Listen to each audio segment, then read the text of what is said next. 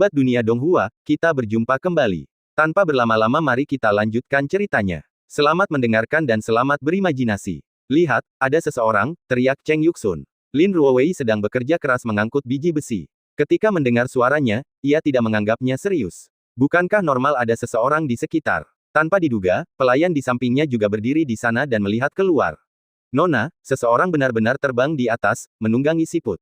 Sepertinya orang itu, siapa itu? Tanpa ragu, ia juga melihat ke arah tatapannya. Tatapan ini, Lin Ruowei juga terkejut dan berdiri di sana. Setelah menatapnya hanya beberapa napas, matanya yang jernih sudah terjalin dengan keterkejutan dan keterkejutan. Apakah itu dia, tuan yang berdebat dan bertarung dengan orang lain di kapal kuno hari itu? Kecurigaan kapten dan pelayan itu terbukti, dan mata mereka juga dipenuhi dengan keterkejutan. Itu benar, aku tidak menyangka orang ini benar-benar bisa menyeberangi lautan luas sendirian. Sungguh menakjubkan. Melihat Yi Feng menunggangi siput yang terbang perlahan dari kejauhan, mereka bertiga merasa gembira, seperti bertemu teman lama di negeri asing, dan di saat yang sama, mata mereka juga memancarkan harapan dan kegembiraan yang telah lama terpendam. Tentu saja, yang paling membuat mereka gembira adalah orang yang datang itu sama sekali tidak berada dalam jangkauan kendali mereka. Dengan kata lain, orang ini sama sekali tidak tertangkap. Jika dia bisa membantu memberitahu, itu pasti pilihan terbaik. Lin Ruowei menatap ke kejauhan dengan gugup, suaranya bergetar. Rekan Tao ini bisa menyeberangi lautan dan muncul di hadapan kita sekarang.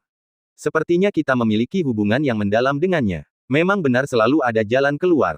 Bahkan jika dia bukan lawan dari pengawal naga hitam, selama dia bisa memberitahu kita, kita bisa lolos. Cheng Yuxun juga mengepalkan tinjunya dengan gembira dan mengangguk diam-diam. Lumayan, rekan Tao ini dan aku sama-sama orang luar, jadi wajar saja kami bisa dipercaya. Kultivasinya luar biasa, dia pasti bisa menyampaikan pesan dengan lancar dan membantu kita kabur dari sini. Namun, sebelum mereka sempat merasa senang beberapa saat, wajah ketiganya tiba-tiba muram. Terlihat jelas, Yi Feng masih terbang santai, tanpa rasa krisis sama sekali, seolah tanpa tujuan, hanya tahu untuk terbang maju. Sepertinya dia akan memasuki area pertambangan. Juru selamat komunikasi yang diberikan Tuhan akan jatuh ke dalam cengkeraman iblis. Wajah Cheng Yuxun berubah drastis karena terkejut, dan dia begitu cemas hingga menggertakkan gigi dan menghentakkan kakinya. Gawat, saudara ini tidak tahu bahayanya tempat ini, dan dia masih terus maju. Apa yang harus kulakukan? Dia menoleh ke belakang dengan cemas, dan Lin Ruowei juga tampak cemas. Sudah berakhir, kultivasi kita telah disegel, dan kita tidak bisa memberitahu rekan Tao ini kebenarannya melalui transmisi suara. Jika terus begini, satu-satunya harapan ini akan hancur. Lagi pula, begitu kita memasuki wilayah ini, kita akan ketahuan, dan Yi Feng akan mengikuti jejak mereka, apalagi melaporkan beritanya. Lin Ruowei semakin cemas. Ia segera menoleh ke belakang dan tidak menemukan sosok penjaga. Ia menggertakkan gigi dan berbicara dengan tegas di tempat. Untuk saat ini, kita hanya bisa mengambil risiko memberi isyarat dan membiarkan teman Tao ini berhenti tepat waktu. Bahkan jika ia mungkin tertangkap oleh penjaga, tidak ada cara lain. Suara berat itu terdengar, dan Cheng Yuxun terkejut dengan keberanian ini. Meskipun wanita ini seorang wanita, ia setegas dan setenang orang terkenal manapun. Di saat kritis ini, inilah satu-satunya cara. Keduanya saling memandang dengan tenang, mengangguk dengan tekad di mata mereka. Lin Ruowei berdiri di atas kereta dan melambaikan tangan dengan ganas di kejauhan. Bahkan jika ia tidak berani berbicara, itu mungkin menunjukkan niatnya untuk membujuk mereka pergi. Cheng Yuxun dan Yuer mengikutinya dan melambaikan tangan dengan putus asa. Tak jauh dari sana, Yi Feng menunggang kuda perlahan, dengan ekspresi khawatir di wajahnya. Berburu di laut selama ini sudah cukup. Aku sudah menangkap semua ikan seumur hidupku. Sungguh membosankan. Kupikir aku akan menemukan sesuatu yang baru dan aneh ketika aku mendarat di tempat legendaris tempat para dewa jatuh. Tanpa diduga, aku terjun ke gurun ini dan bahkan tidak melihat sehelai rambut pun. Apa aku salah jalan? Tepat ketika Yi Feng meragukan hidupnya, ia melihat seseorang melambai di kaki gunung dari kejauhan. Ia memperhatikan dengan saksama. Seorang pria dan dua wanita berwajah berdebu melambai, seolah-olah mereka ingin menumpang. Yi Feng tidak mengerti, jadi ia harus melihat lebih dekat. Ketiga pria itu tertutup debu dan berwajah hitam. Mereka tampak seperti sedang menggali terowongan. Ia sepertinya pernah melihat mereka di suatu tempat sebelumnya dan merasa familiar dengan mereka. Ia mendekat dan mengamati mereka cukup lama sebelum akhirnya mengenali pria itu. Dia adalah kapten kapal sebelumnya. Ya ampun, sepertinya ia bertemu seorang kenalan. Pantas saja ia melambaikan tangan. Tapi lumayan juga, mungkin ia bisa meminta informasi dari mereka. Dengan harapan di matanya, Yi Feng perlahan menambah kecepatannya. Ses! Dalam sekejap mata, ia mendarat di depan ketiga orang itu, melompat dari siput, dan memberi hormat. Kalian bertiga begitu antusias melambai, apa kabar? Anehnya, ia bertanya dengan sopan untuk waktu yang lama, tetapi ketiga orang itu tidak menjawab sama sekali. Mereka tampak membatu, menatap dan membeku di tempat. Bahkan lengan yang melambai pun terasa canggung di udara. Mereka begitu bersemangat melambai tadi, mengapa mereka membeku dalam sekejap mata? Yi Feng tampak bingung. Lin Ruowei dan yang lainnya merasakan pasang surut di hati mereka. Kejutan besar tadi berubah menjadi abu dalam sekejap dan lenyap tertiup angin. Semuanya berakhir. Kali ini, bahkan harapan terakhir pun sirna. Tak seorang pun menyangka bahwa teman Tao ini begitu cepat sehingga ia tiba di tambang dalam sekejap. Keputusasaan yang tiba-tiba itu bagaikan baskom berisi air dingin, yang benar-benar memadamkan cahaya di mata ketiga orang itu. Mereka berdiri di sana dengan linglung selama beberapa tarikan napas. Gadis kecil itu tampak kehabisan tenaga dan terduduk di tanah. Ruowei juga sangat buruk rupa, dan ia membungkuk dengan susah payah sambil menyalahkan diri sendiri. Dao You, melihat mereka semua tampak begitu kebingungan, Yi Feng semakin bingung. Apa yang terjadi? Kau melambaikan tangan dan memanggilku, kenapa kau tidak mengatakan apa-apa sekarang?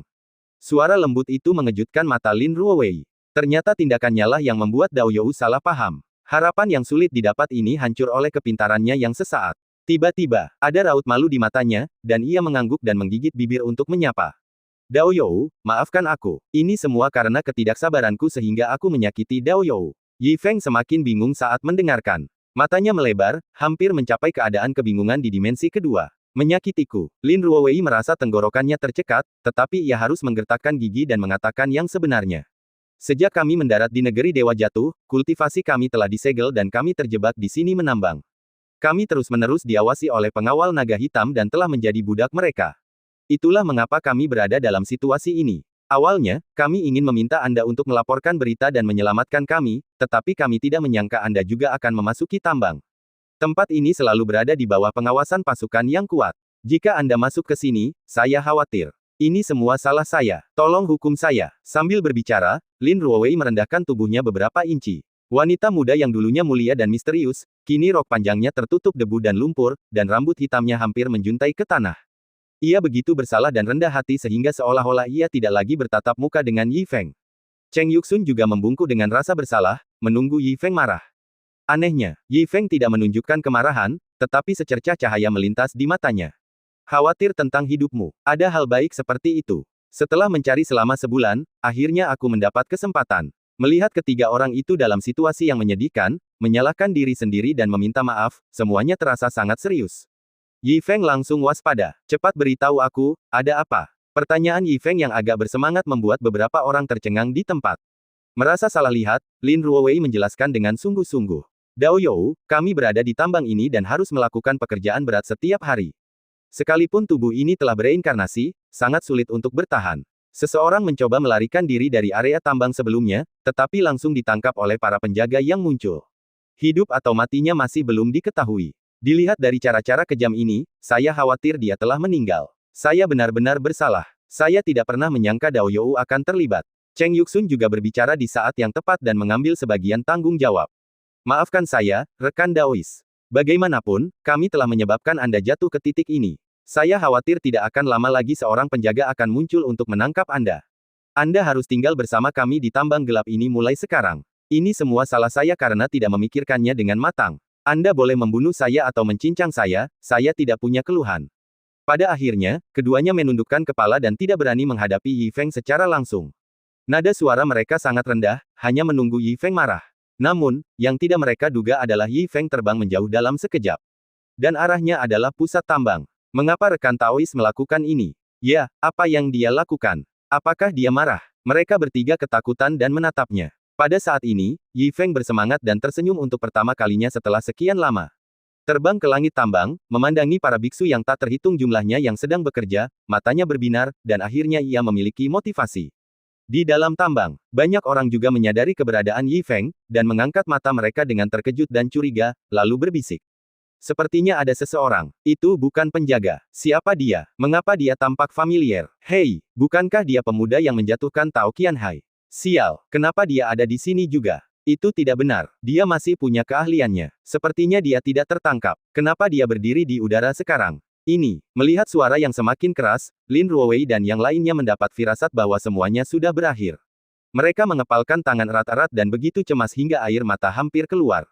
Di bawah sorotan lampu, Yi Feng semakin bersemangat, seolah-olah akhirnya bertemu hujan yang manis setelah kemarau panjang. Setelah bermain di laut begitu lama dan mengembara di gurun selama beberapa hari, akhirnya dia bertemu beberapa orang.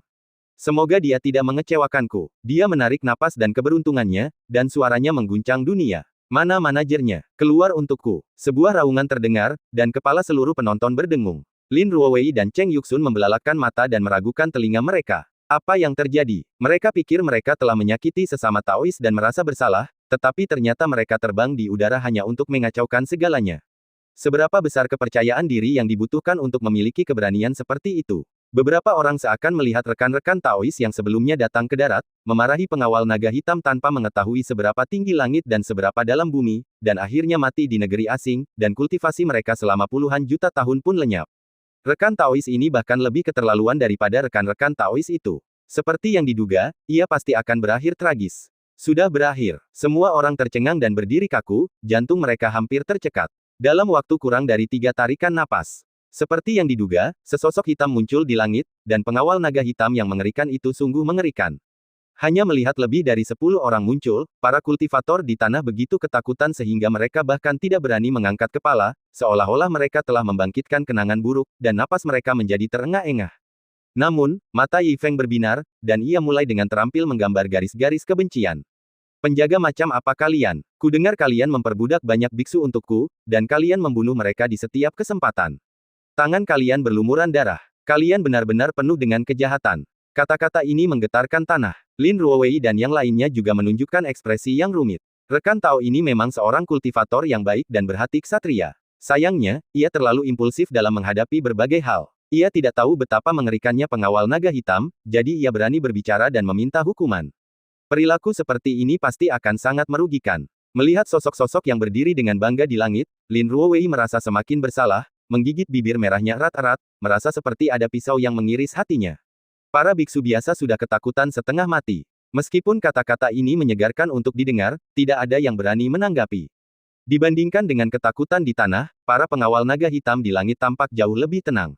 Ia menunduk untuk menatap Yi Feng beberapa kali, dan terlalu malas untuk menyelidiki. Melihat orang ini sangat asing, sepertinya dia bukan dari tanah suci. Setelah mendengar kata-kata lurus Yi Feng, ia segera menentukan identitasnya. Mereka hanyalah orang-orang bodoh dan tak tersentuh dari luar. Mereka beruntung telah lolos dari jerat, tetapi selain itu, mereka tidak layak disebut. Mereka hanyalah sampah yang tidak tahu diri, dan mereka datang ke pintu kami atas inisiatif mereka sendiri. Beberapa orang saling mencibir, dan penghinaan di mata mereka terlihat jelas. Yang lemah seharusnya menjadi budak, begitulah teoremanya. Apa anehnya kami membunuh kalian, kaum tak tersentuh. Dalam superioritas yang luar biasa, terdapat kepercayaan diri yang tak tertandingi. Tampaknya orang-orang ini begitu kuat sehingga mereka tak terkalahkan. Aku melawan yang kuat. Bagaimanapun, menang atau kalah tidak masalah, semakin kuat semakin baik, dan yang terbaik adalah aku bisa mati. Yi Feng langsung menghunus pedang besarnya, melangkah ke udara, dan melesat. Oke, kalau begitu mari kita lihat siapa yang lebih kuat dan siapa yang lebih lemah. Teriaknya keras, dan bayangannya melintas. Melihat pemandangan ini, Cheng Yuxun tidak tahan lagi melihatnya, seolah-olah dia telah meramalkan bahwa seorang teman Tao yang bersemangat akan mati di negeri asing karena kesalahannya sendiri. Ia menundukkan kepala dan mendesah, penuh rasa bersalah. Ah! Detik berikutnya, seperti dugaan, terdengar beberapa suara renyah di langit, diikuti keheningan. Seluruh proses berlangsung sebersih dan serapi memotong melon dan sayuran, yang seakan menegaskan ekspektasinya bahwa perbedaan kultivasi bagaikan langit dan bumi, dan pertempuran akan segera berakhir. Namun, kemudian, terdengar beberapa suara teredam dari tanah. Bang! Bang! Bang! Serangkaian suara mengejutkan Cheng Yuxun sehingga matanya dipenuhi keraguan. Mengapa suara ini tidak terdengar seperti suara mayat jatuh ke tanah? Ketika dia mendongak dengan curiga. Di tanah tak jauh dari sana, sebenarnya ada beberapa bayangan hitam tergeletak, dengan mayat-mayat berserakan di mana-mana, semuanya adalah pengawal naga hitam. Hanya dengan satu pandangan, Cheng Yuxun tercengang oleh pemandangan ini. Tiba-tiba ia mengangkat pandangannya, dan sosok Yi Feng di udara masih berdiri diam, belum lagi noda darah di sekujur tubuhnya, bahkan tidak ada sedikit pun debu. Sikap luar biasa ini begitu mengejutkannya hingga ia menarik napas dalam-dalam. Ini terlalu kuat. Pengawal naga hitam yang mengerikan, yang bisa dengan mudah menghancurkan banyak biksu di kapal hari itu, kini rentan di tangan rekan Tao ini. Bagaimana mungkin? Pupil mata Cheng Yuxun dan Lin Ruowei bergetar saat melihatnya. Para biksu lainnya juga terkejut oleh suara mayat yang berjatuhan. Ketika mereka mendongak, mereka begitu ketakutan hingga mata mereka membelalak. Mereka menatap anggota tubuh pengawal naga hitam yang patah untuk waktu yang lama dan tidak dapat kembali sadar. Seluruh tempat tiba-tiba menjadi sunyi senyap. Terkejut. Keterkejutan yang belum pernah terjadi sebelumnya menyapu ribuan biksu dari semua wilayah. Namun, dalam keterkejutan yang menyesakkan ini, omelan terus terdengar di udara.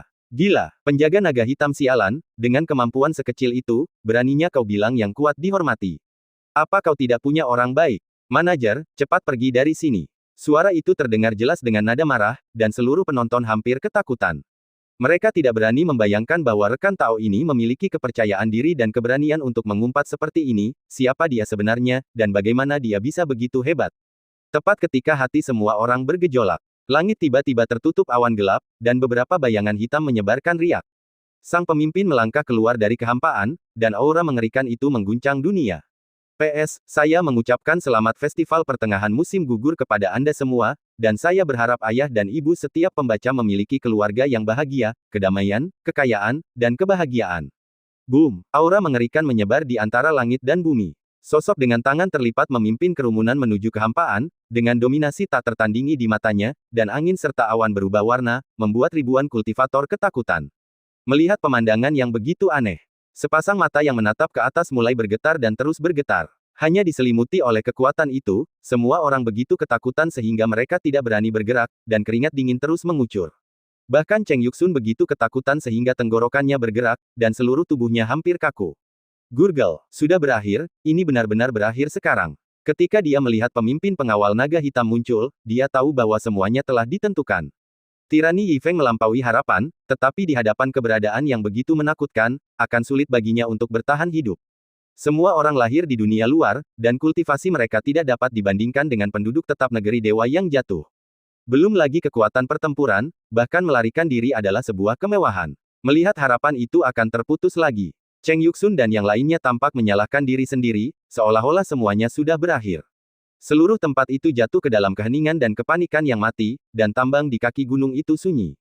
Di udara, Yi Feng dengan hati-hati melihat sekelompok penjaga berbaju besi hitam yang muncul. Mereka semua tampak sangat keren, dan peralatan mereka juga dipernis dan berkilau, dan mereka tampak sangat kuat. Terutama pemimpinnya, dia mengenakan baju besi hitam dengan emas, mengenakan sepatu bot awan keberuntungan, dan janggutnya serta jurang di wajahnya menunjukkan pengalamannya yang luar biasa. Matanya yang dingin penuh dengan dominasi. Pada saat ini, dia memeluk lengannya dan melihat ke bawah, dan matanya juga penuh dengan pengawasan. Mereka saling menatap untuk beberapa napas. Ada sedikit rona aneh di mata kapten berjanggut itu, tetapi senyum superiornya tak pernah pudar. Kemudian, tatapannya menyapu mayat-mayat di tanah, dan senyum nakal muncul di sudut mulutnya. Sepertinya ada kejutan yang tak terduga. Aku tak menyangka kau, orang luar, ternyata punya kekuatan. Lumayan, sangat bagus. Meskipun kau masih seekor semut, kau memenuhi syarat untuk bergabung dengan pengawal naga hitamku. Aku menghargai bakat, jadi aku membuat pengecualian dan memberimu jalan keluar. Bagaimana memilihnya, aku yakin kau pasti sudah punya gambaran. Kata-kata yang mendominasi itu mengejutkan seluruh hadirin. Para biksu terkejut dengan pertemuan istimewa ini, dan juga ngeri dengan kepercayaan diri sang kapten yang mengerikan. Sekalipun seseorang begitu kuat hingga bisa membunuh 10 pengawal naga hitam, di mata orang ini, ia tetaplah makhluk setingkat semut, dan tak bisa menimbulkan keributan sama sekali. Kesenjangan di antara mereka sungguh menyedihkan. Menghadapi kenyataan ini, siapapun dengan sedikit penglihatan tahu bagaimana memilih, dan tidak disarankan untuk melawan batu dengan telur. Semua orang benar-benar tercengang oleh kata-kata kapten. Bahkan fantasi terakhir pun musnah sepenuhnya saat ini. Ditekan oleh keberadaan seperti itu, ia ditakdirkan untuk tidak memiliki jalan keluar dari kehidupan abadi, dan tidak akan ada kesempatan sama sekali. Cheng Yuxun dan Lin Ruowei saling memandang dalam diam, dan mata mereka penuh dengan kesungguhan dan ketidakberdayaan. Mereka sudah bisa meramalkan bahwa harapan mereka akan menjadi kaki tangan pihak lain dalam sekejap mata. Pembunuh naga itu tidak bisa lepas dari nasib menjadi naga. Inilah kenyataan menyedihkan yang disebabkan oleh kesenjangan kekuatan. Namun, menghadapi karakter yang begitu mendominasi, Yi Feng tetap tanpa ekspresi. Dia benar-benar telah melihat terlalu banyak orang yang disebut kejam. Dia telah bertemu banyak makhluk yang tampaknya kuat sebelumnya, tetapi mereka seringkali hanya untuk pertunjukan. Banyak pengalaman gagalnya memberitahunya bahwa jika seseorang berharap terlalu tinggi, kekecewaannya akan lebih besar. Cara terbaik adalah menghadapi semua musuh dengan mentalitas mencoba. Yi Feng memperhatikan lawannya berpura-pura diam-diam, dan bahkan tak ada gejolak di hatinya. Ia memegang pedang besar di tangannya, dan hanya ada niat untuk membunuh. Melihat Yi Feng begitu tenang, Raja berjanggut kambing itu menunjukkan warna aneh di matanya, dan terus berpura-pura. Oh, apakah kau masih ingin mencoba kemampuanmu denganku? Kusarankan kau untuk tidak memikirkannya, kalau tidak, kau akan mati. Sebuah ejekan terdengar, dan sekelompok pengawal naga hitam juga tertawa, mata mereka penuh belas kasihan, seolah-olah mereka melihat seekor semut malang yang sedang berjuang. Hahaha, tawa semacam ini sangat arogan, penuh superioritas, yang sangat menyakitkan bagi para biksu hingga mereka menundukkan kepala dan mengertakkan gigi, tetapi mereka tidak berani melihatnya lagi. Semua orang telah dikalahkan oleh kenyataan yang menyedihkan. Tepat ketika tawa itu menusuk, Yi Feng tiba-tiba menyerbu dengan pedang besar, tanpa ragu-ragu. Swoosh! Dalam sekejap, sinar pedang menyapu. Dengan bunyi, klik, yang nyaring, kapten berjanggut kambing itu terpotong oleh pedang. Ia menunduk dan menatap tak percaya, dengan senyum canggung di wajahnya. Para pengawal naga hitam di sekitarnya juga tercengang dan tak bisa bereaksi seketika. Terlalu cepat, pedang ini sungguh cepat dan dahsyat. Sebelum ada yang sempat bersuara, kedua bagian tubuh kapten berjanggut kambing itu telah jatuh ke dalam tambang, dan ia tak bisa menutup mata hingga ia tewas, matanya terbuka lebar karena ketakutan yang tak terkira. Bang, bang, dua suara keras yang hampir tak terdengar itu mengejutkan para pengawal naga hitam dan membuat mereka berteriak. Ini mustahil. Bagaimana ini bisa terjadi? Kapten, kau bahkan tak bisa menahan pedangnya. Bagaimana mungkin seekor semut sekuat itu? Senyum sombong itu lenyap, dan semua pengawal naga hitam membeku di udara, wajah mereka semakin pucat, berseru bahwa kepanikan mereka 100 kali lebih besar daripada para biksu yang mendarat hari itu.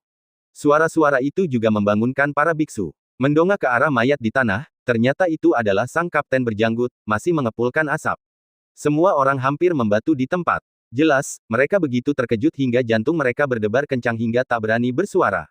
Satu pedang, hanya satu pedang, dan dia membunuh kapten pengawal naga hitam. Bagaimana ini mungkin? Bahkan jika mereka melihatnya dengan mata kepala sendiri, para biksu lebih ketakutan daripada pengawal naga hitam, pupil mereka terus gemetar, dan mereka tidak dapat mempercayai pembalikan ini. Seluruh penonton terkejut, dan pandangan dunia mereka hancur. Bahkan Cheng Yuxun, kapten penegak hukum yang dulu tenang, terus menggosok matanya, menatap mayat di kejauhan dan bergumam kosong.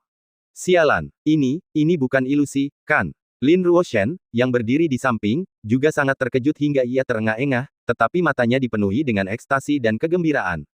Terlalu kuat, pendeta Tao ini, senior, sungguh terlalu kuat.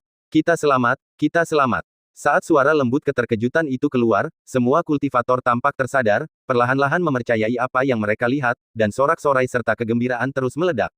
Hebat, pembunuhan yang hebat. Senior memiliki kultivasi yang mendalam, dan dia membunuh penjahat seperti itu. Dia benar-benar dermawan yang hebat bagi kita. Saudara Liu, apakah rohmu di surga melihat bahwa senior telah membalaskan dendammu? Wow, senior itu perkasa. Rasa malu yang dirasakan selama berhari-hari tersapu oleh keterkejutan di depan mereka, dan semua orang bersorak kegirangan karena terlahir kembali. Beberapa menangis kegirangan, beberapa berpelukan dan tertawa, dan beberapa jatuh ke tanah. Semua orang meluapkan emosi yang berbeda, dan tambang itu bersorak. Cheng Yuxun dan Lin Ruoshen juga gembira, menatap bayangan panjang di langit dengan penuh hormat. Tetapi ketika mereka melihat wajah Yi Feng, Cheng Yuxun tiba-tiba merasakan hawa dingin di punggungnya, dan angin dingin bertiup. Untungnya, ia telah mendengar sedikit tentang apa yang telah dilakukan Tao Qianhai, dan memilih untuk menutup mata hari itu. Jika ia bingung sejenak dan bersikeras mengejar kesalahan senior ini, itu akan menjadi masalah besar. Setelah menyeka keringat dingin dengan semburan lega, Cheng Yuxun membungkuk dalam-dalam ke langit.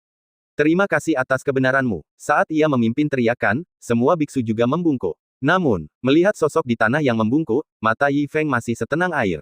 Ia mendarat dengan tenang, merasa kesepian seperti salju. Ia mendesah diam-diam, penuh ketidakberdayaan.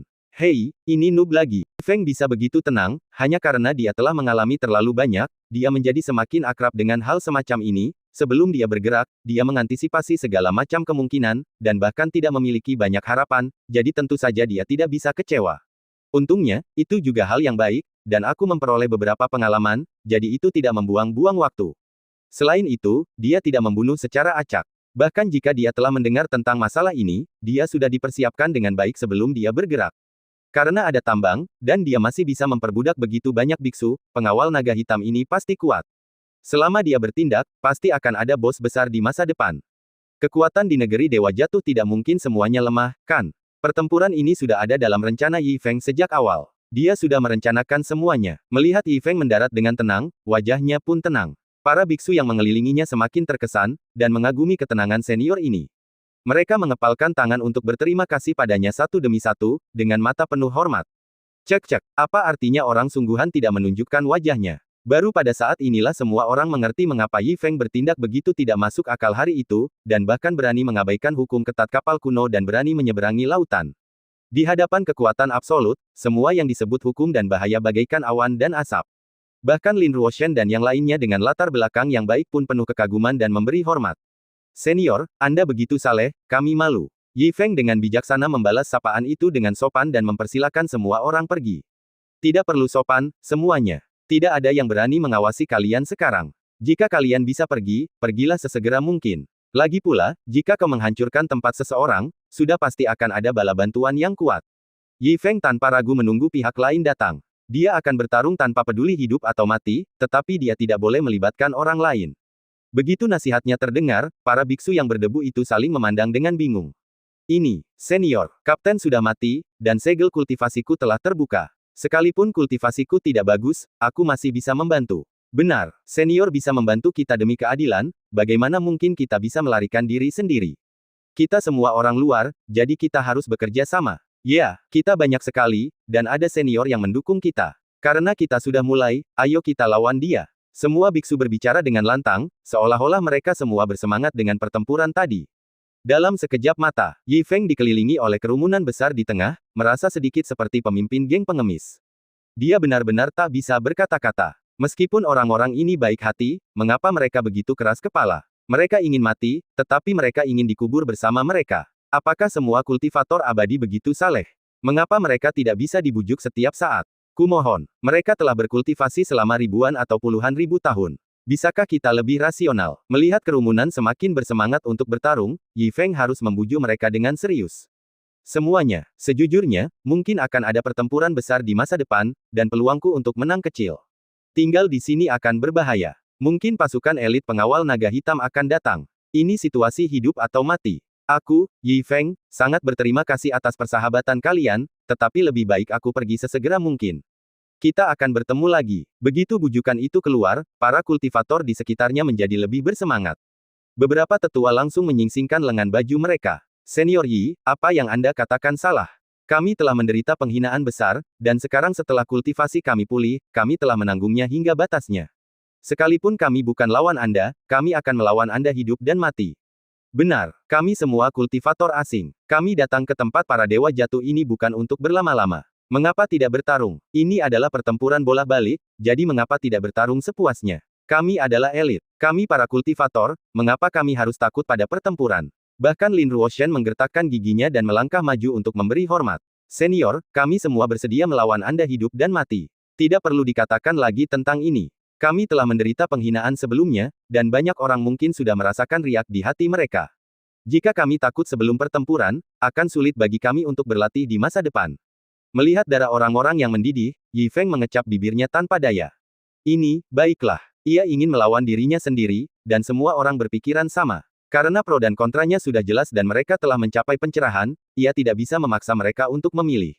Dengan tak berdaya mendongak penuh emosi, Yi Feng mendapati para pengawal naga hitam masih membeku di udara.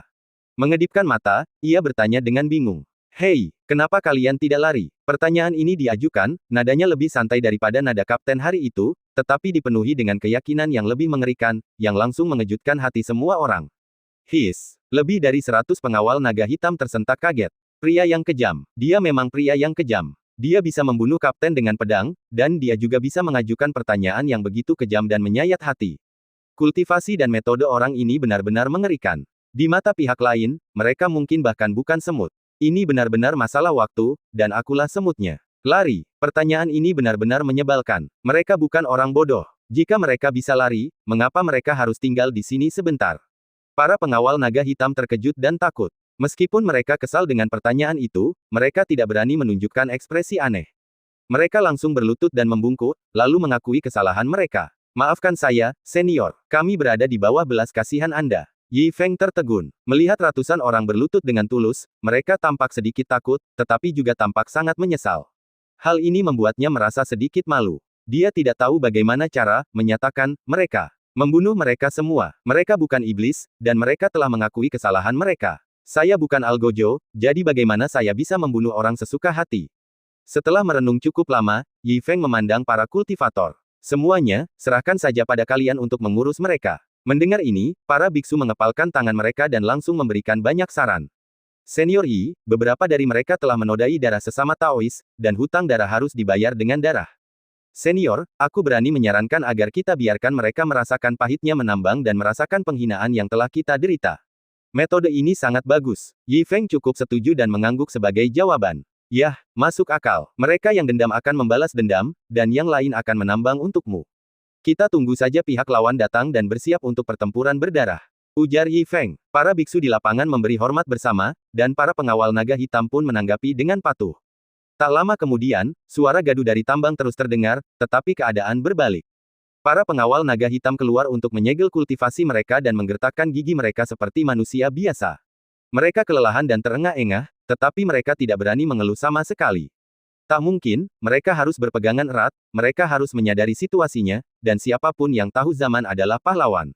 Status dan harga diri seperti apa yang lebih penting daripada nyawa. Para biksu berubah menjadi penjaga, menatap pemandangan tambang dengan gembira. Sesekali, seorang pengawal naga hitam ingin bermalas-malasan, tetapi tiba-tiba mendapati sebuah tatapan datang, dan langsung ketakutan dan segera mengumpulkan pikirannya, dengan panik memindahkan biji, yang satu lebih rajin daripada yang lain.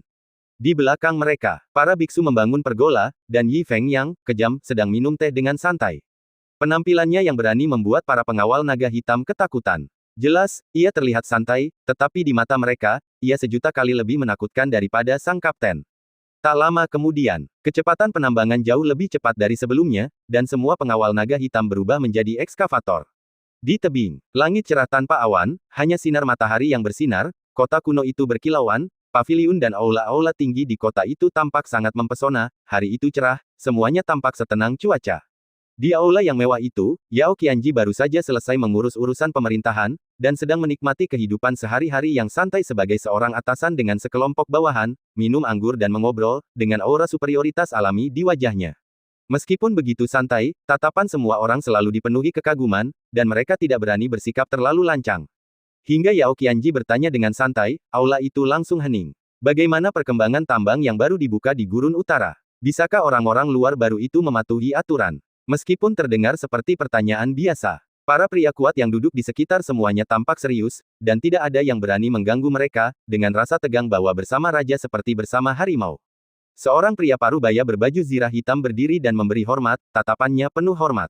Yang mulia, mohon mengerti. Sesuai perintah Anda, untuk mencegah pihak lain mengetahui tambang baru ini, tidak akan ada informasi yang bocor tentang tambang Beimo Wastelen. Tapi dengan Kapten Hu yang menjaganya, saya rasa tidak akan ada masalah.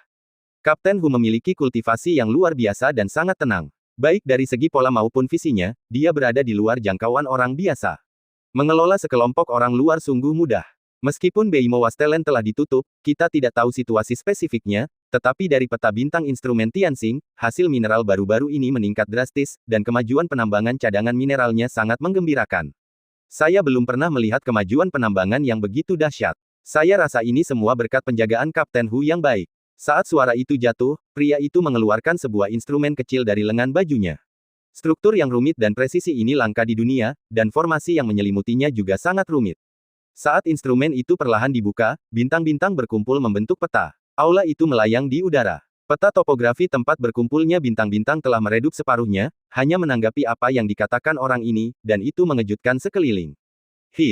Kemajuan penambangannya sungguh luar biasa. Baru beberapa hari, dan kemajuan penambangan orang luar kali ini jauh melampaui hasil kerja beberapa bulan di tahun-tahun sebelumnya.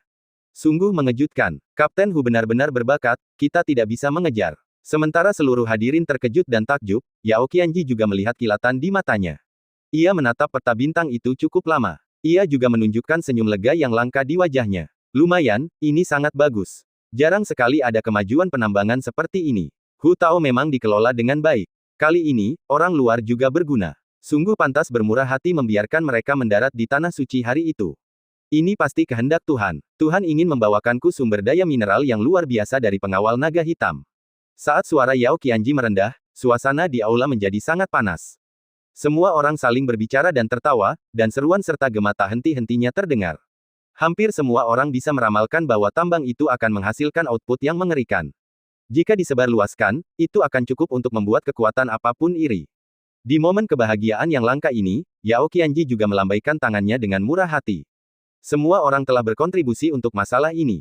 Karena kemajuan Gurun Utara begitu menggembirakan, tidak perlu terlalu memperhatikannya. Serahkan saja semuanya pada Hu Tao. Saya sangat optimis dengannya. Fokus selanjutnya adalah menyelidiki migrasi binatang laut purba. Ini adalah prioritas utama. Kalian tidak boleh gegabah. Kalian harus menyelidiki sesegera mungkin untuk mengetahui kisah mengejutkan apa yang dapat menyebabkan fenomena aneh seperti itu. Semua orang di aula membungkuk bersama, mata mereka penuh kesungguhan. Aku akan mematuhi perintah orang dewasa. Dalam sekejap mata, setengah tahun telah berlalu. Di Gurun Utara, ratusan juta mil jauhnya. Di depan tambang di kaki gunung, Yi Feng sedang berbaring di gudang teh. Saat itu sudah musim gugur. Teh bening telah diganti dengan teh hitam. Gudang teh telah direnovasi beberapa kali. Sekarang kondisinya sudah baik, tetapi ia tetap tidak menunggu kedatangan para elit itu. Melihat semua orang bekerja dari kejauhan, ia hanya memasang ekspresi mati rasa dan tak berdaya di wajahnya. Jika ini terus berlanjut, ia akan benar-benar menjadi kapten pengawas. Di mana para elit itu? Mengapa tak ada pergerakan begitu lama? Apakah karena mereka terlalu jauh dan tersesat? Ia menatap langit yang masih suram. Bahkan seekor burung pun tak terlihat untuk waktu yang lama, apalagi sosok manusia. Yi Feng merasa semakin tertekan. Siapa yang mengira akan berakhir seperti ini? Seharusnya ini menjadi pertempuran berdarah yang seru dan langsung, tetapi tak seorang pun datang selama setengah tahun. Sial, sekarang sulit untuk turun dari harimau itu. Haruskah aku terus menunggu? Siapa yang tahu kapan para elit itu akan datang? Tetapi bagaimana jika aku pergi begitu saja? Di tempat yang asing ini, ia tak punya tujuan. Jika ia memimpin sekelompok biksu ini berkeliaran tanpa tujuan, ia mungkin takkan bertemu lawan yang sepadan. Sekalipun dia ingin mendapatkan informasi rahasia, para penambang itu semua hanyalah antek. Mereka ketakutan setengah mati hanya karena beberapa kata, dan mereka tidak tahu apa-apa ketika ditanya. Yang lebih keterlaluan adalah setiap kali dia bertanya kepada seseorang, yang lain menjadi semakin garang dalam menambang, seolah-olah mereka begitu menakutkan.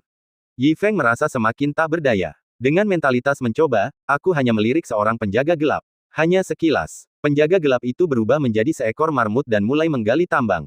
Tak lama kemudian orang-orang itu menggali ke dalam gunung. Set, kepulan debu berhembus bersama suara angin, dan Yi Feng tampak berantakan dari kejauhan. Lupakan saja, apa gunanya bertanya ini? Jika aku bertanya lagi, aku tidak tahu seberapa takutnya aku nanti. Hidup ini benar-benar sepi seperti salju. Tepat ketika Yi Feng terbaring tak berdaya di bangku dan mendesah, beberapa sosok terbang dari kejauhan. Lin Ruoshen dan Cheng Yuxun adalah yang pertama, dan mereka memberi hormat dengan sungguh-sungguh. Senior, ada sekelompok orang datang dari luar tambang, dan mereka terlihat sangat kuat.